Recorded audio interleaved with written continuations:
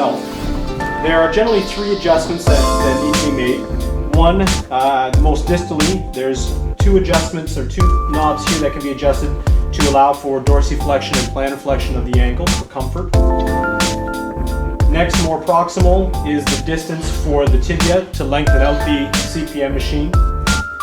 And then for the thigh itself is the most proximal component here, and that will allow the CPM machine to be extended to accommodate a longer leg.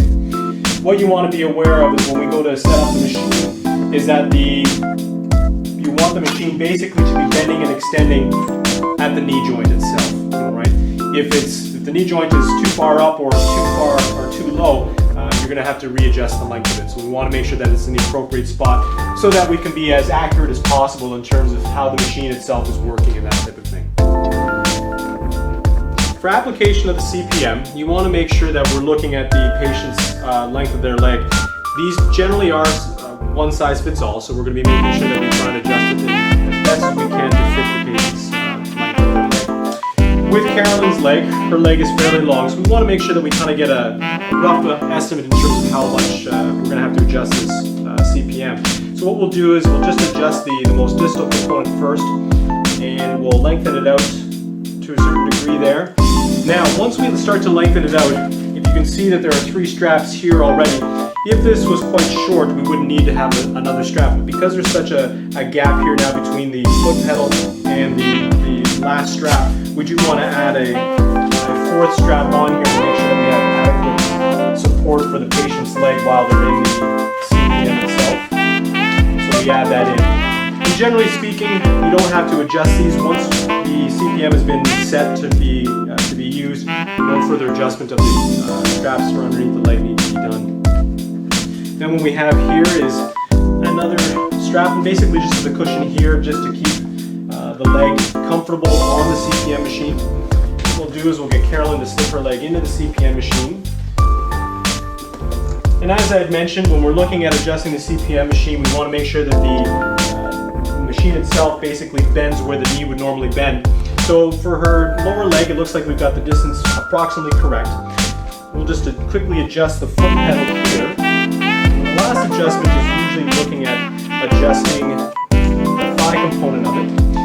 So to get an accurate read in terms of the length of the thigh, what we do is I do like to get the knee bending, so starting up the machine, allowing it to run a little bit, and getting it up to a certain amount of flexion to make sure that we've got the CPM adjusted correctly.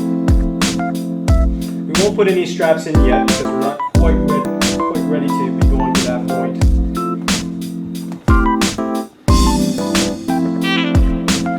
So at the moment, the dials don't look too bad. They are where that knee would bend. The heel is into the foot well there, which is good. We're up against the foot pedal.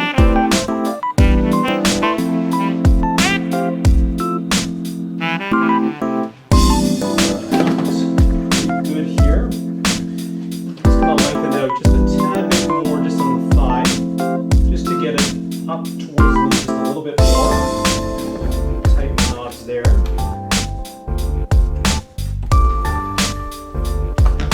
I'm going to start the machine again just to run it out a little bit further, just to make sure that when we reach our upper limit that it will be appropriate.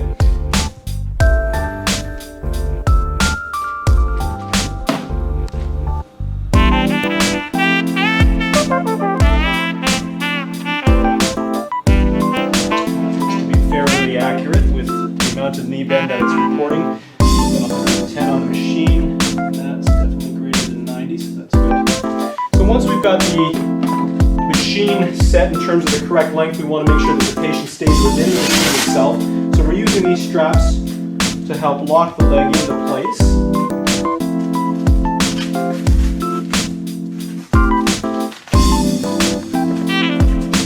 So we usually have one shin, and we're looking at applying another one on the thigh, and to help lock the leg in place. There is a strap built on the machine for the foot.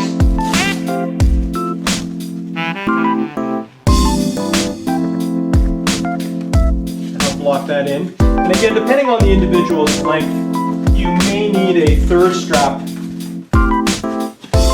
around the ankle area, just to make sure that the leg stays where it needs to be while the machine is running.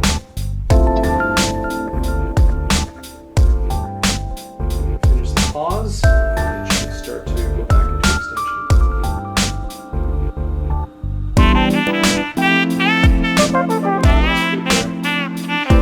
And then you can adjust the speed as well as the force required to get the knee moving, depending on the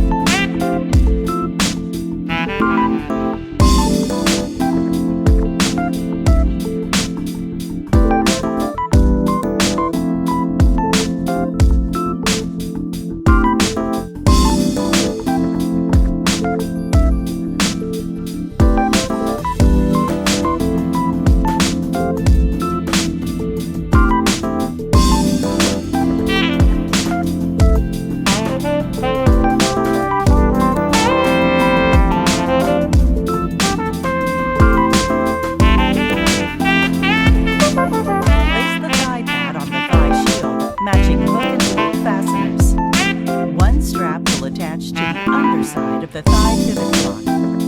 Be sure the pads are adjusted for both support and comfort. Next, attach the calf pad onto the calf frame. Be sure to attach the connecting strap from the calf pad to the undersurface of the thigh pad. Slide the boot onto the footplate. An auxiliary strap is provided and may be used to secure the patient. The range of motion will slowly increase over a series of cycles until the full range of motion is reached. Once the device has reached the full range of motion, it will continue to cycle at that range. If warm-up is not selected, the unit will operate within the program. Jean has just undergone knee replacement surgery yesterday. She is recovering well. Part of her recovery includes the use of a continual passive motion machine, otherwise called a CPM. The CPM machine cradles the leg and moves the knee through flexion and extension without the assistance of the patient. This helps to maintain good motion after surgery. Jean will use the machine several times a day. Each day, she will increase the amount of flexion to reach a goal of 120.